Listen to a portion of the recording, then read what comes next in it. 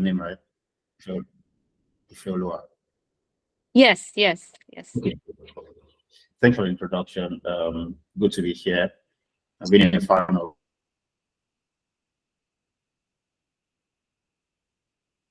FCG for the longest time. Hope I'm not breaking up. No, I can hear you clearly. All right. Can you hear me now? Yes. Okay, fine. Okay, so I said I've been a fan of FCG for the longest time. Jamie is a very good friend of mine. And I mean, FCG has inspired a lot of things that have happened in the past as well. So it's really good to be here. So good to meet you as well, Andrea. Thanks for joining us, panelists for this as well. So what you sent to me, Ifeoluwa, was you sent to me a couple of, I think about 5 or 6 portfolios. And then I will review them one by one, right?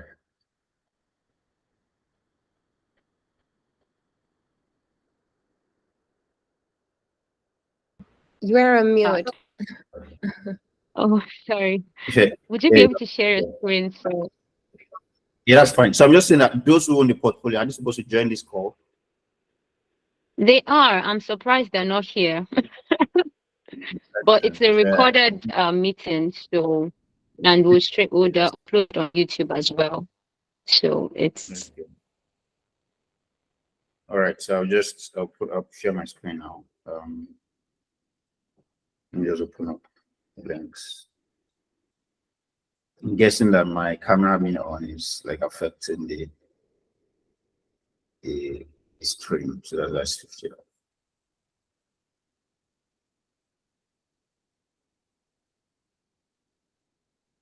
Okay, so let me share my screen now.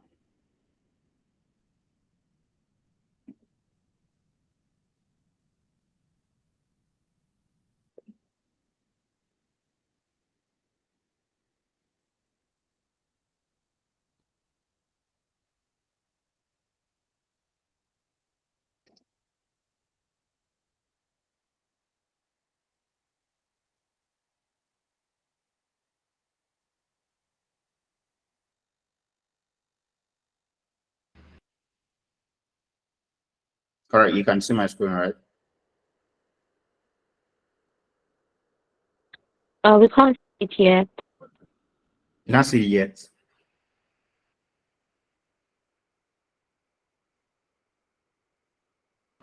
I can see hear it. you though, but we can't see your screen yet. Andrea says she can see it. I'm on the edge. Can you see my screen?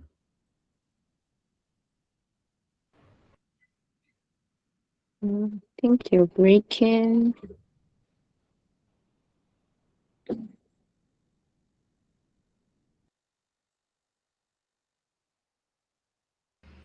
Just give me a moment, please. All right.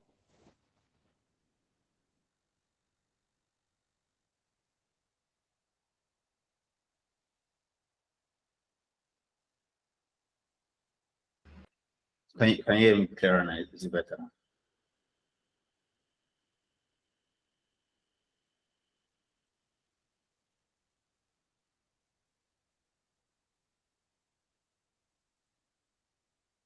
Can you hear me? Can you hear me?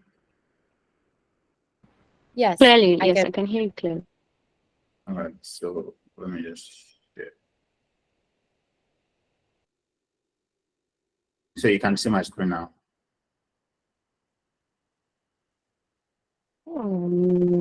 Yes. I can see it, yeah. Almost. Yes.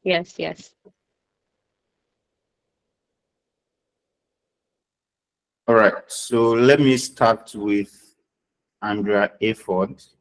Let me just go through it. Let me just go through what we have here and then pick where to start from. So this person submitted the website for Health and Rights Initiative. I don't know what I'm supposed to do with this. I'm not supposed to review the website, but this is my portfolio share.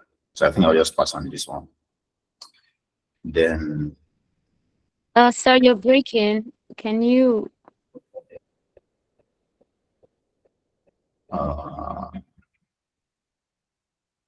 Can you hear me now? Yes. Andrea, can you hear me clearly? I'm Yeah. also breaking up.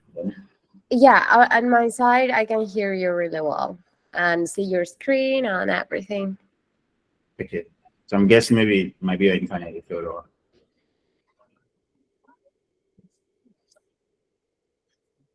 All right, so let me start with Virajini Sangai. I'm not sure I pronounced that name well. Or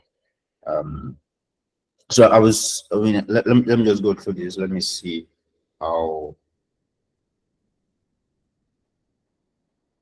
Okay, so one thing I would say about like presenting your work on a portfolio is you need to always optimize for like clarity. So a lot of times designers think that it is designers that look at their portfolio, that check their portfolio. But most of the time, before a designer gets to see your portfolio, we have hiring managers check your portfolio. We have maybe your prospective team manager check your portfolio, or maybe even a prospective client check your portfolio. So most people, a lot of people that will eventually see your portfolio, they are not designers. So when you're designing a portfolio, you're designing a portfolio for people who are necessarily not going to be designers, who don't even like, in quote, care too much about design. So for this project, for instance, it's a website. It's a website. So I mean, it's good to have like mock-ups of your what's it called, of your website on your portfolio, or the website you do on your portfolio. But I think most of the time you need to optimize for the process. So when you're working on the project or you're presenting your portfolio, you need to like take people through like how it was made. So when you're working on a website, for instance, there is the part where you're working on maybe like some research, you're doing like a flow user journey, like wireframe, information architecture. So it's important that these are part of what you worked on. So for instance, this person said, oh, I mean, she's labeling, or he, I don't know, labeling this. It says TT interfaces. Really, these details, the technical details, the person checking your portfolio really doesn't care about it. The person cares more about the process.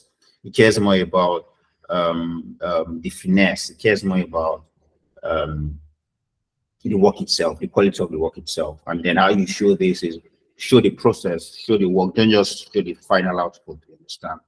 Take them through a journey, take them through how you, what's it called, how you came from the first stage to the second stage. What led you to this place? Why did you choose to use this style, this web-like style for this landing page? Why did you choose to go this route? Understand? What were the things that influenced the choice of your typography, the choice of your colors? So you need to show like all this process in the work. You understand? So let me just pick a branding project. So this is a brand collateral centered Jenga club. Put it up. Let me pick this brand collateral. This is like this business card. Let me open it up.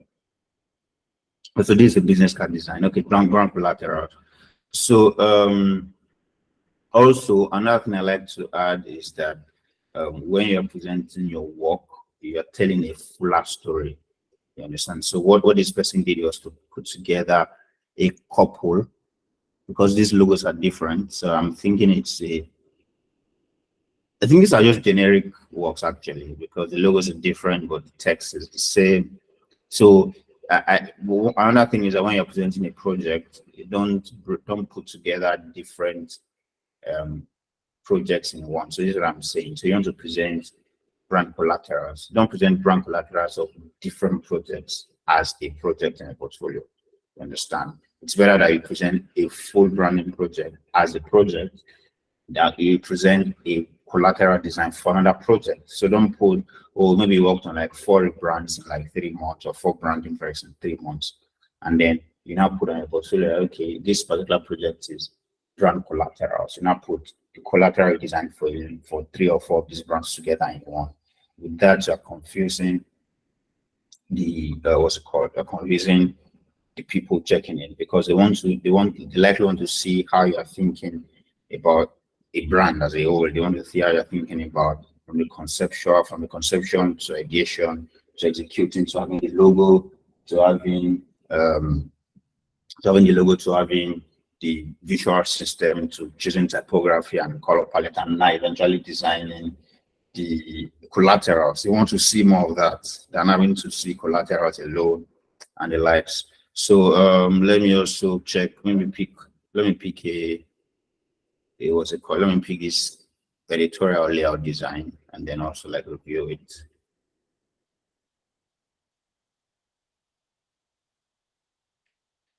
So I like this. The reason why I like this is because there's a kind of character that it has that this designer was trying to optimize for. You could see how the text is like getting to the edges. I mean, a typical design principle is when you're designing something, you observe your the what's it called, the margin, the border spaces. But if you're breaking that rule, it has to be clear that it was deliberate. There was an error. So in this case, what I have on this cover looks like it was a deliberate attempt at designing it this way.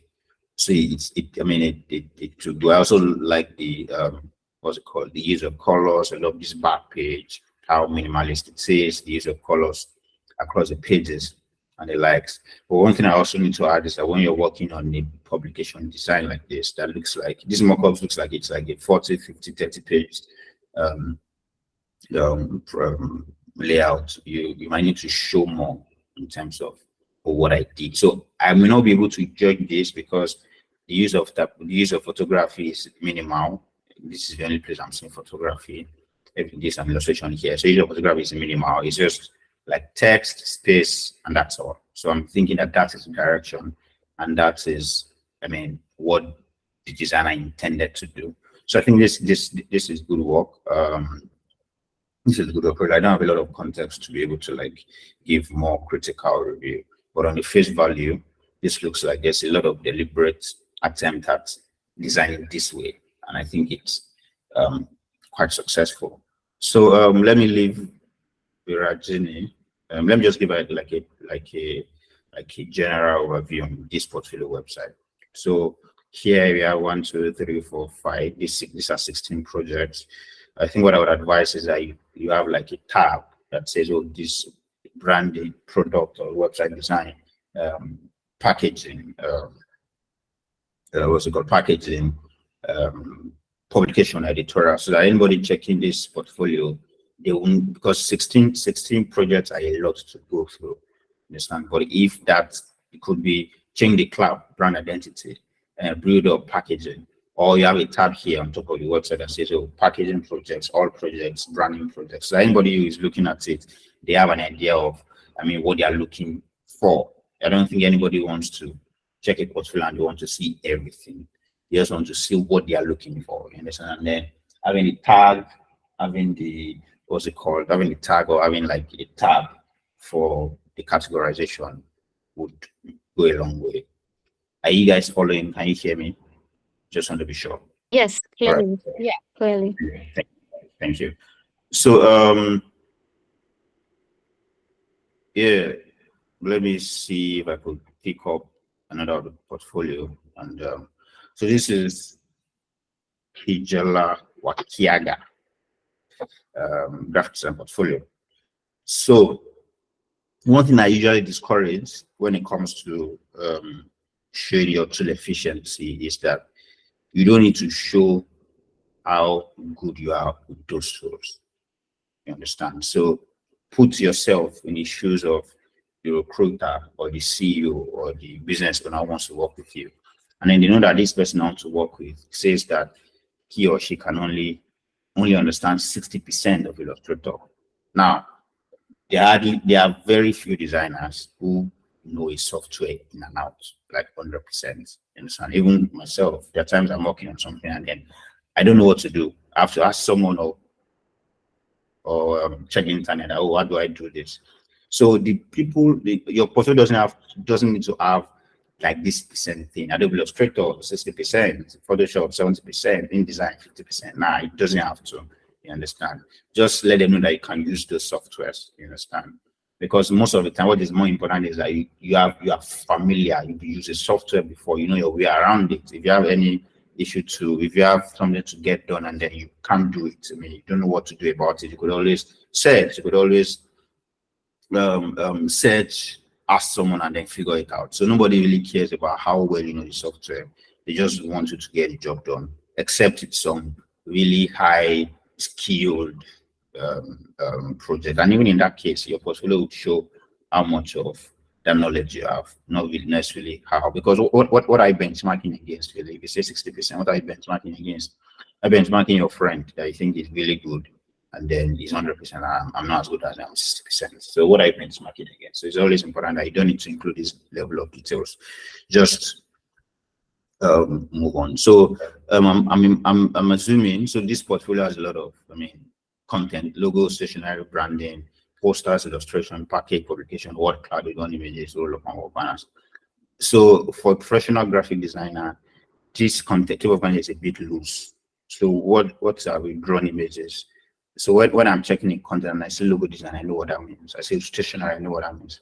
I see illustration, I know what that means. I see package, I know what that means. What is word cloud? What is withdrawn images? Understand?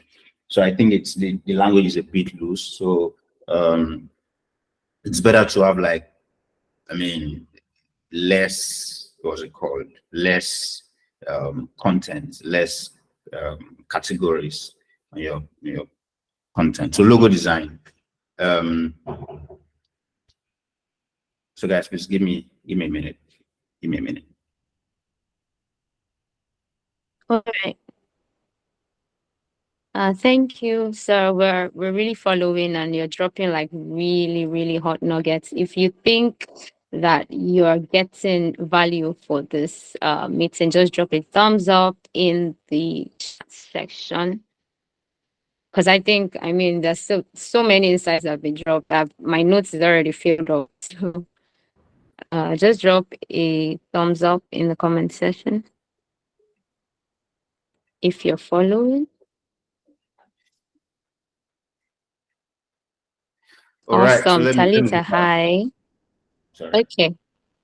Welcome, sir. Thank you. Yeah, so let me get back to this review. Logo design.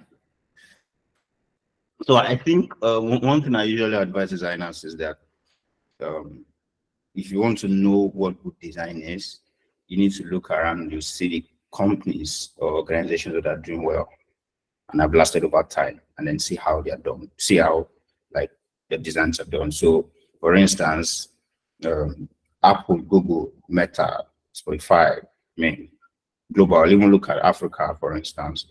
You talk of Paystack, Flutterwave, and a lot of other non-Nigerian startups as well. Just see how things are done there, and then you have an idea of what good design should look like. That's at the very, very loose way of approaching this. So when I see logos like this, I'm like, these are good attempts, but this is can be simpler. So for instance, the frost systems, you can see FS, you can see web, like something linking, something like living, maybe divergent or convergent. You could see all those things, but it could be simpler, because when you talk of logo design shouldn't be like a lot in terms of you're having to figure it out. Understand? It doesn't mean that you understand what it means immediately, but it also shouldn't mean that when you see it, you're trying to figure it out. You're trying to figuring out how it looks like. So that's why I would say that these logos, they are very good attempts or a good attempt, but I think there are a lot of criteria for logo design that these logos don't meet. So the logo should be simple, and simple is relative, but it should be simple. The logo should be memorable. The logo should be responsive. You understand? The logo should be able to, work on different backgrounds, different scales, and then details won't be lost, or you design that version of it. So, having a illustration in a logo, you understand, could work for some kind of organizations. So this is a travel and tour agency, I mean, I don't think, because this is like a company, this is like a startup, agency. So I don't think. So there's also something we call appropriateness. Like, is this logo appropriate for this? Because if I design a logo for, let's say, Black Lives Matter, or for campaigns, for instance, there's a way they can do. If I design a logo for, let's say, a company, a corporate organization, understand, there's something that's appropriate for them. So I think, I mean, a lot of research on how like I said, global agencies, global corporations, global organizations, multinationals, see how their designs are done, understand, and then check it. I also used to say that for any brand designer, even any designer at all, what you can do for yourself at the earliest stage of your career is to have really good standards. I remember while I started designing in about 8-9 years ago. I mean, at the earliest stage, I didn't even have good standards. I was just doing it. I was just trying to, like, I mean, make some money here and there, help people here and there. But like 2 years into my career, I understood to a good extent what good design was. And I joined Behance. I started seeing what people were doing. I started seeing like a lot of really top designers in Africa, in Nigeria, doing amazing stuff. And then that was what I was benchmarking against. For the longest time, I couldn't do that quality of work, but I knew that that was where I was going to. So I usually advise younger designers, brand, product, that what you can do for yourself at the earliest stage of your career is to have really good standards. So really good standards will push you to learn, will push you to observe, will push you to analyze, will push you to appreciate those work. And then you push you to like designing, I mean, getting to that level and designing like them. You understand? Yeah, so that's it. That's like a general overview, because if I have to pick these one by one, I would have to be like going really deep into bits of graphic design. So, but I mean, like I said, good attempt, good attempt really. But there's a lot more that these things can be. I mean, you're trying to like when you're doing a flyer, for instance, you're like, okay, a poster, you're trying to make it first appealing, and you're trying to also make it functional. So when people see this thing, what are they looking out for? You understand, what are they looking out for? What are they I mean, what are they trying to get out of this poster or this flyer? Once you answer that question, it impacts how you design it. I mean, what you are majoring on, what like the contrasts, what the major theme, the hierarchy of the information. Yeah, so that's that about that. Let me pick Andrea A4. So this portfolio is like a slider, like slide through the images. So let me just, yeah. So this is a flyer for a fashion label. I think this is good. Logo looks simple, straightforward. I don't know which one is the logo though, if it's this one or this one. So these are the things that hierarchy sorts, you understand? So which one is the logo? Which one are you trying to focus on? So let me assume I made a fashion house of origin. So let me assume this is the logo. And then I don't know what maybe this is label, I don't know what this is. But usually when you're designing something like this, a flyer for a fashion label, I mean, the logo can be this big, but I think there's a product that is a product you're selling, you understand? So that product should take like the bigger real estate in that sense on the design. So I think this is cool, but these lines, these assets, I mean, I need to justify them. So one thing about graphic design is that you don't just add things because you want to add them, or because let me just add this, understand? It has to contribute something, either function or beauty, understand, or both of them. I mean, you don't have to pick really. It has to add function, understand, and beauty to the design. So if anything they add in, it doesn't make the design better, doesn't make it ownable, that doesn't follow like the brand that has been built already, there might be a problem. So this as well, same feedback. Same feedback. So I'm assuming that these designs are, I mean, because the feel I'm getting from these designs are like there's a template that this person is following. So they are giving the vibe of the templated design. Oh, there's a background, there's a text, just edit it and then move on, which is fine. I mean, for a good part. But real professionalism in graphic design is that you don't need a template to function effectively. You are creating things yourself. You're trying to like solve a problem. You're trying to like marshal yourself through a brief, and then bring out what's it called? Bring out like the best from those from the brief, and then give the users, the audience, understand a very good experience. So yeah, this looks like templated designs, man, and the like. So I won't have to say much about this, because if I'm also breaking into this, I'm like going deep into some basic graphic design principles. So here, for instance, you can see that it's designer try to like use emboss and deboss. But some parts of this, like this lower left, so most of the text are not even like visible. So you also have to optimize for when you're using effects aren't supposed to only make things beautiful or make things look good to you. They should also enhance the function, enhance the readability of such pieces. Yeah, so same feedback. This is logo. Okay, brute visualization. Okay, it's not logo. All right, outdoor flag design for women's conference. This looks good. It looks okay. The logo is there. Good use of some of the assets around the design, and I think it's clear enough. But this actually works for a roll-up banner. It's 3 feet by 7 feet, so you can take this information. Yeah, this looks good. This looks okay. Information packet. Yeah. So I think my time is fast spent. So I'm able to go through 3 portfolios out of the 5 that was sent to me. I can't go through this because I don't know what this is. This is my portfolio website, and then this Notion page was I think it's a product design portfolio. And I usually wouldn't want to like be an authority when it comes to product design, not because I can't do it, I don't do it, but like I don't publicly identify as a product designer. So, and honestly, I've not done a lot of work in product design for me to be an authority and review it and understand publicly, especially. So, and I also can't even access it. I need to log in for and I'm checking Notion document. So this is not like publicly available. Let me try again. You're breaking, sir. We can't hear you. All right. So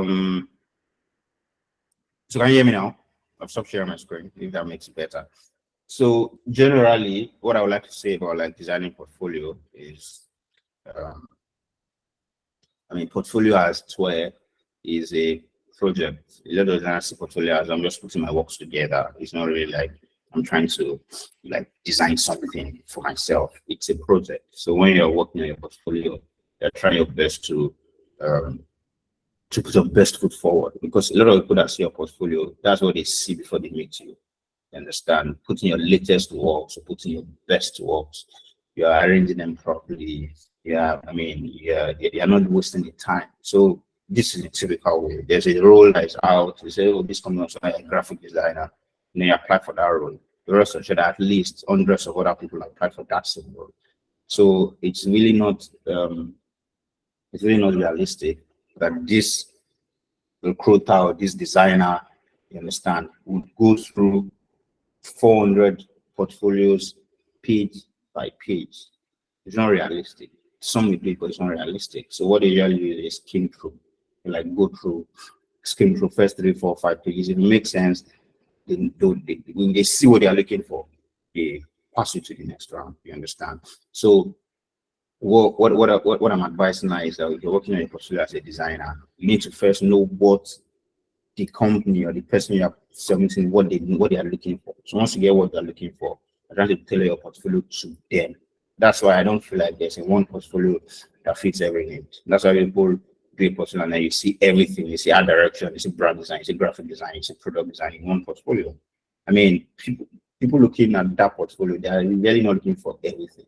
Maybe they are looking for brand design or for product design. So it's fine. It's good if you do a lot of things, but it's also better if you tailor your portfolio and your applications to what they need. You understand? So that's just general view how this course is portfolio. Yeah, so fellow, can you hear me? I think fellow is breaking as well. Can you guys hear me? Andrea, Moni, Talita? Yeah, I can hear you really well. All right, so Ejiro, so let I me know it just was breaking initially. That's we couldn't. let me just take questions. Ejiro, please ask a question. Can you hear me? Yeah. Hello, good morning. Good morning, Ejiro. Yeah, good morning, everyone. I hope it's Can anyone hear me? If you can hear me, just Yes, I can hear you. I'm not sure if I can hear you. Andrea I heard you. rest- yes. Adriel, you have a question? Yes, I do.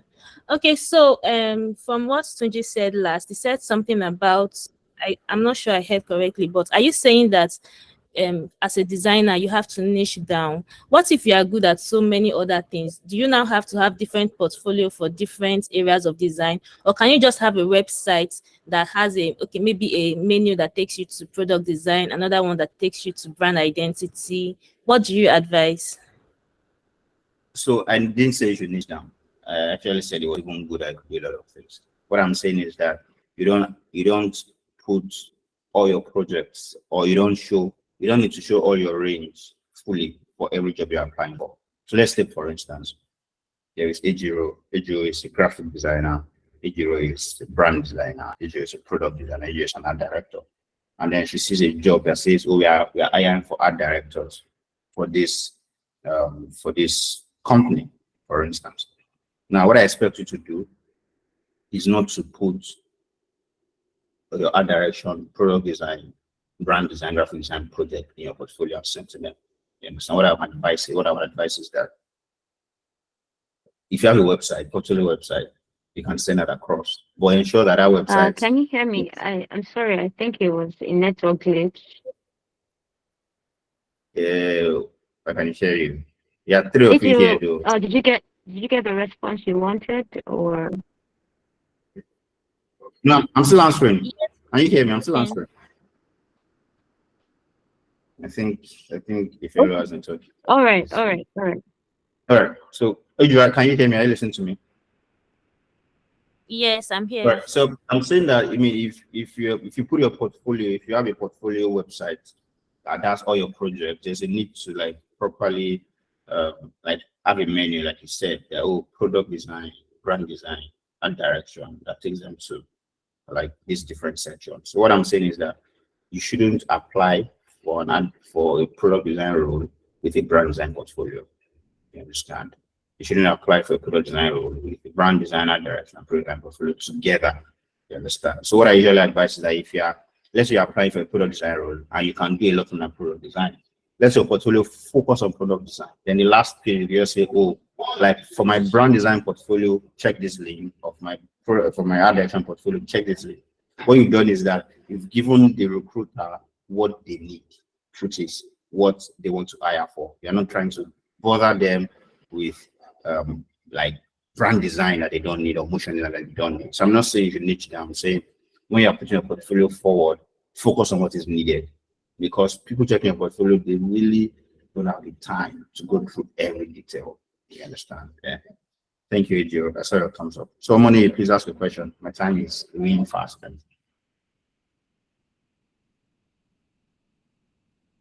Moni. Please unmute yourself. Okay. I don't know if you can hear me. Claire. Okay. Thank you. Let me first thank you for sharing all your wisdom thus far. Yeah, I really I follow your design your design senses all over. I mean, every social media platform you can think of. So I want to ask, in your experience, what platform do you think is best to present a portfolio? I mean, both offline, online. What platform do you think? When I say offline, I mean like in PDF forms or every other kind of offline forms of presentation. What platform would you, in your own experience, what platform do you think is best to present the platform? That's my first question. Should I go on to the second question? Yeah, go to the second one. 1 second. Okay, so the second question I have is, how much should one show with like with regards to brand design collaterals, or generally project design, project collaterals, basically, how much should one show in a portfolio? Like in for example, in a brand guide, if you design a brand guideline now, how much should you show in your portfolio? Especially in a case where you didn't really sign any NDAs, or you didn't sign any form of agreement on what you should be showing or what you should be presenting as your work. Sort of, I don't know if you understand what I'm asking. Yeah, I get it. Yeah. So on the first question, what's the best platform? So I think generally website is like the best way to show your portfolio. It's both functional and also gives you like a sense of like knows what they're doing. Understand? And after websites, what I would say is PDF. And this is what I mean. So PDF is, the vibe from website is that you see a website and then you scroll, you click, you scroll, and then you move around. Understand? PDF used to be privileged to also open the PDF and then you just scroll, just one full scroll, and then you're done. Now Behance is also good. What Behance does is that what you have to do with Behance, the way Behance arranges portfolio based on time. Like he arranges it based on when you upload it. So if you upload a project today, is the first one that you see on Behance profile. So I advise that Behance is good, but you just have to make sure that it's properly curated. I think you have to meet yourself on money. It's properly curated, like for the need. So, like I said, what I was saying about how you could, like sort your project, if it's a website or a PDF, you really can't do that with Behance. Behance is just like, oh, everything is there. Just go and look at everything. So if let's say the second or the first person in the portfolio is really not like what they're looking for, then you might shoot yourself in the leg. You understand? But the best, like what I say, that the best is a website. But make sure that website has the menu or the what's it called, the categorization feature. And then second option for me is always PDF. A PDF might look archaic, but PDF does the job. You understand? Yeah, so that's what I would say for that. For website, you could use Notion. You could use Notion. Notion. Notion is fine, but Notion also might not be the best in terms of like sorting and then getting things in people's faces. You could use Webflow. You could use Adobe Portfolio. You could use you could be from scratch. You could use WordPress. You could use Elementor. That's fine. But for PDF as well, you can make it interactive. Designed on InDesign. Make it on InDesign. Make it interactive. And also always ensure that when you have to share a link to your portfolio that's PDF, give access to anyone with the link. Nobody will request access to your portfolio when they're checking it. Maybe not nobody, but most people won't. Like if I'm checking a portfolio and I click the link to Google Drive and then I need to request for access, I'm out. I'm done. I'll pass. You understand? So make sure that you give access to everyone in the portfolio. Then for your second question, you asked about can you remind me again? I think I lost that. You asked about how much is too much.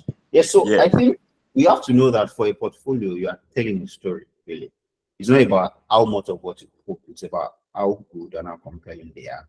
You understand? So when you want to tell them that you worked on a brand guideline, you understand, for a branding project, for instance, you could show some screens from like some parts of the brand guideline. But what shows that you worked on the brand guideline is the flyers, the collaterals that came out of it, the visual system, the expression, the merchandise, the other things that you worked on. Those are things. Those are like the tiny proofs that you did a good job with the guideline. So if someone sees a portfolio and then they like what they see, you understand, they already assume that this brand guideline was well done. So you're creating a perception, so to speak, that you're selling yourself.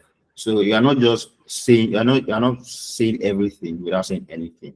You understand? You're saying what needs to be said. You're trying to like convince. What's it called? The person checking your portfolio that I know what I'm doing. I'm good at what I'm doing. I can do great stuff, and then I'm showing you that this is what I've done. So it's not really about the number. You understand? It's not really about the number of collateral you're showing. It's about how well they all come together. It's about how attractive. This is a low-key, very good, what's it called, assets. Very good thing to put together and work in a portfolio. How attractive it is, how compelling it is. So it's not about you putting all the collaterals there. It's about the few ones that are there. How well do they come together? How like cohesive are they? You understand? So you don't have to share everything. I also advise that you also don't want to show too much.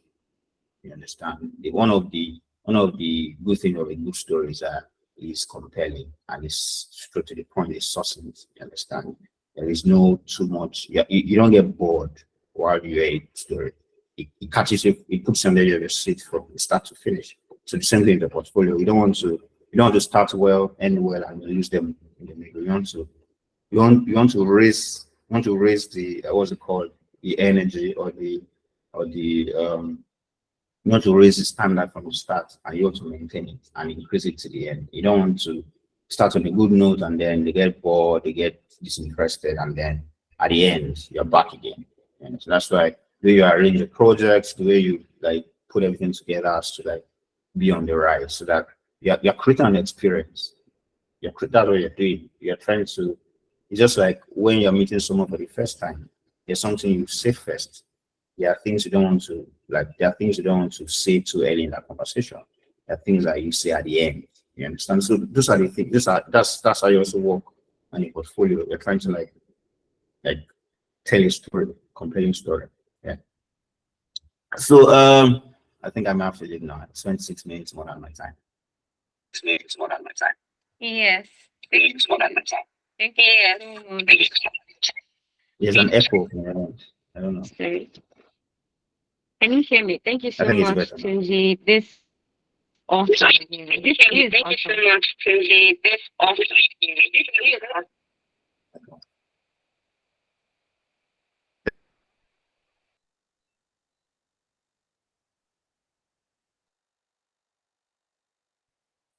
Okay.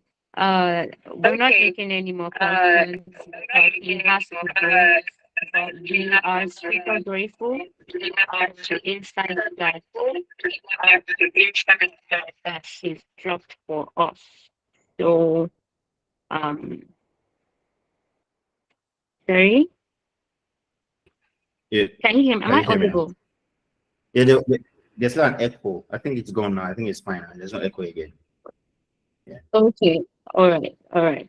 We'll just run right ahead to the next panelist. Thank you so much, Tunji. I'm sure anyone who watched this right now and who would watch this would definitely have great tea to drink. And so I mean there's a popular saying that when you want to know the secrets of a man, listen to his story. So if you listen closely to the things he said, he was dropping some of his secrets in between. So I hope people were taking notes because I was. Thank you so much. We appreciate the time that you took out from your busy schedule to do this. All right. Thank All you right. so Thank you. much. All right, we'll go into the So next. Andre, let me just say my goodbye. So Andre, thank you for being a part of this as well. Rooting for you in your session. I would watch it on YouTube when it's up. Yeah. Thank you very much, Moni. Thank you for Talita. Thank you, Jiro. Thank you.